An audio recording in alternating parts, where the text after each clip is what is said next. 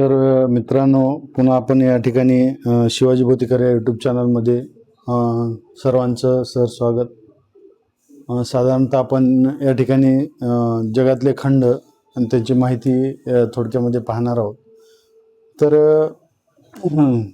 जगातील खंडाची विभागणी कशा प्रकारे झालेली आहे,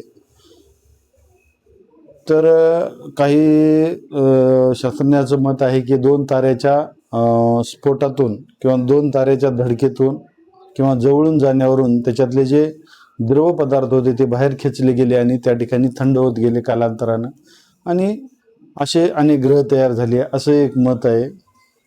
तर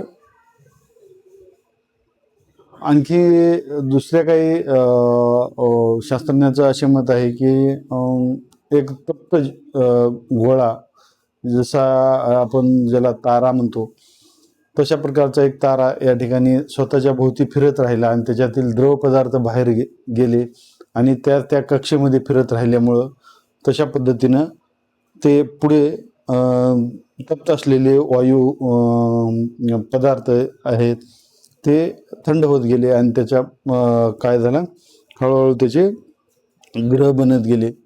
तर आपली जी पृथ्वी आहे, तर आपली पृथ्वी ही मंदाकिनी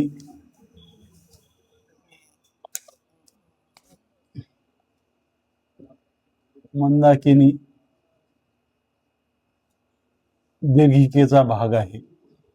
दीर्घिका आपण जे दीर्घिकामध्ये आपले सूर्यमाला आहे ते आहे, दीर्घिकेचं नाव मंदाकिनी आणि त्याच्यामधली असलेली आपली सूर्यमाला, त्या सूर्यमालेमध्ये हा आपला जो सूर्य आहे त्याच्या अंतर्गत हा आपला ग्रह येतो. 2 नंबरचा ग्रह पृथ्वी. या पृथ्वीवर अशा पद्धतीने काही कालांतराने लाखो वर्षानंतर पाणी आणि घन पदार्थ ज्याला आपण जमीन म्हणतो, ह्या 2 रूपामध्ये या ठिकाणी पृथ्वीवरच्या घटकाची विभागणी झालेली आहे. तर त्याच्यामध्ये 7 खंड जे या ठिकाणी जमिनीच्या रचनेतून तयार झालेले आहेत त्याची माहिती आपण या ठिकाणी पाहणार आहोत. तर साधारणतः 7 खंड असे आहेत की पूर्व, पश्चिम, दक्षिण आणि उत्तर.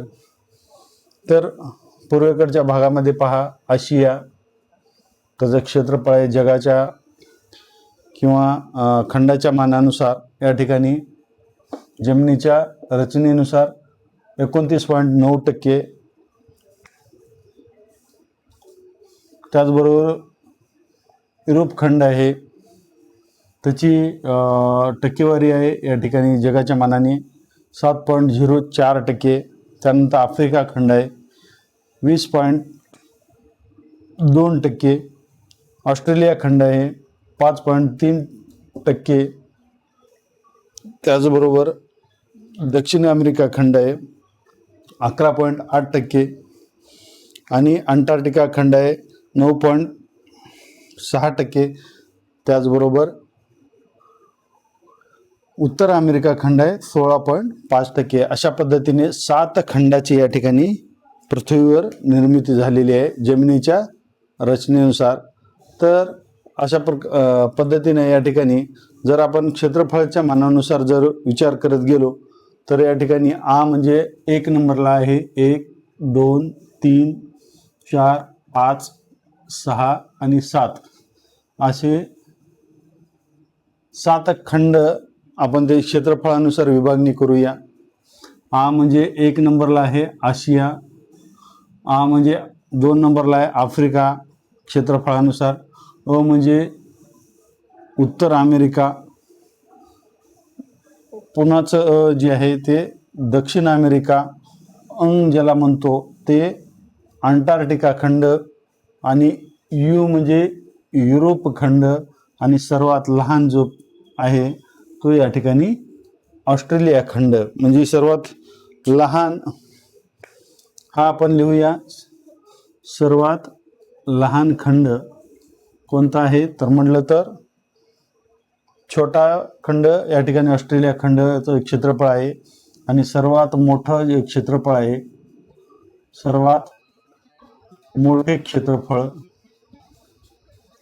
हे कोणाचं? या ठिकाणी आशिया खंडाचं सर्वात मोठं क्षेत्रफळ आहे. आपल्याला क्रम जरी लावा म्हटलं किंवा एखाद्याचे प्रश्न कसे येऊ शकतात पहा. प्रश्न असे येऊ शकतात, लहान किंवा मोठे कोणत्या खंडाचे क्षेत्रफळ आहे? कोणत्या खंडाचे